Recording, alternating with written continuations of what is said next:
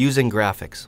In this exercise, I'd like to bring in a few pictures into this document and place them into these existing frames and talk about some of the new features inside of InDesign CS3.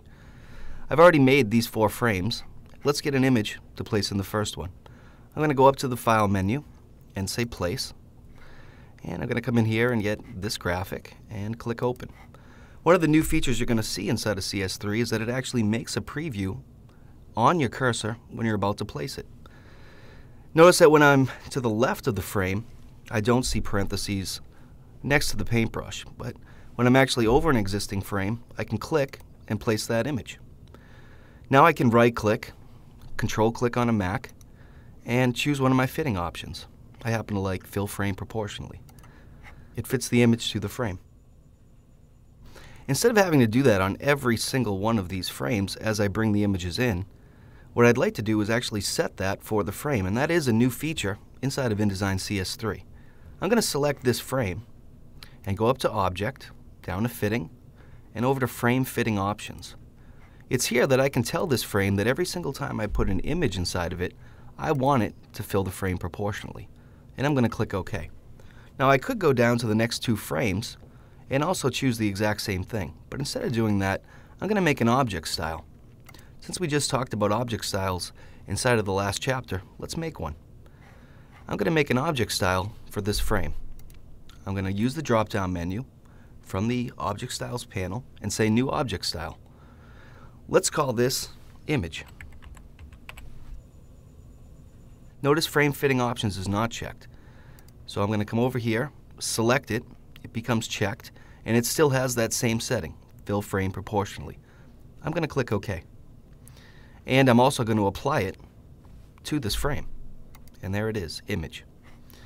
Let's apply it to the other 2. I'm going to select this one, I'm going to hold Shift and also select the bottom one and click Image. What I should do is also apply it to the top image. This way, if I change image at all, let's say put a border around all of these images, I'd want it to apply to every single one. And that's the bonus of doing things through object styles. Okay, now I'm going to place the other 3 images. I'm going to come up to File and go down to Place. Now inside of InDesign CS3, you can place multiple images at once. So that's exactly what we're going to do. I'm going to get this image, 0603, and if I hold down the Control key, Command key on the Mac, I'm going to select 3 images at once and click Open. Now my cursor is loaded with all 3. I can tell that because of the number 3 in parentheses.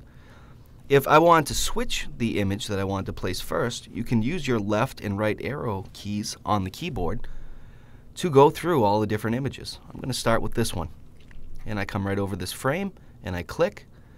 It places it and it automatically filled the frame proportionally since I had made that as a style and applied it. And I'm going to click again and one more time, and all 3 images are now inside of the document. Another feature that is new inside of InDesign CS3 is the ability to change between the black and the white arrow.